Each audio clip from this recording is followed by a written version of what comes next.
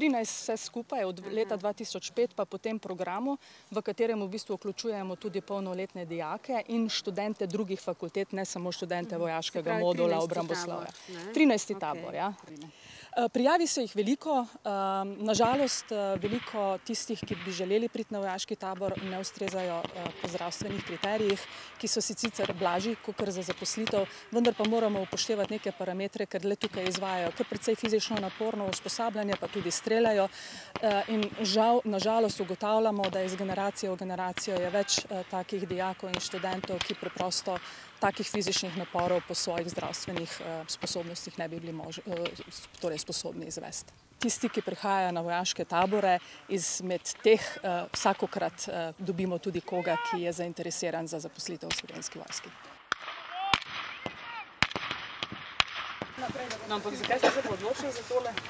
Ena izkušnja več. Študentka česa? Študentka varnostnih let. Vaj že premame, da ste od kjera postala vojakinja? Bova še premisliti. Evo, to je. Ni pa več naporen, ali je? Ne, pač vse je v glavi, kaj je.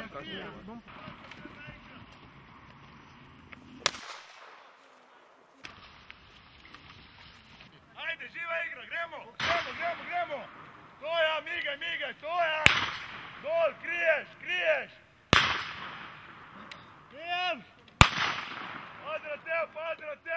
Ko bo na koncu usposabljanja, verjamem, da se bo marsikdo odločil.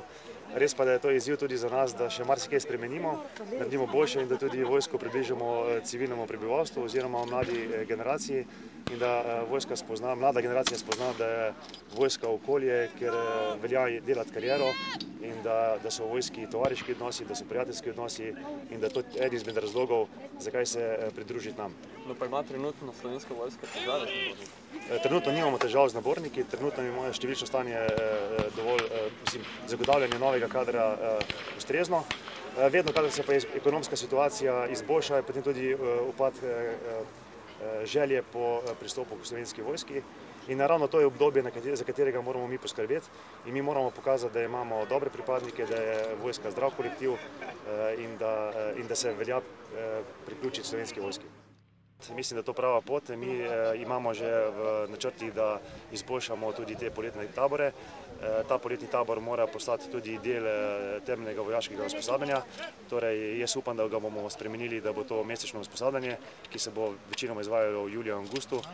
Jaz upam, da v prihodnje, po par letih, da bomo imeli težavo, kako vse te kandidate, ki bi želeli sodelovati na tem taboru, ustrezno selekcionirati. Tako da verjamem, da bo to preraslo v nekaj več kot je danes. Bi se pa zahvalil vsem tem, ki nam zaupajo, da so se priključili temu taboru, da so z nami.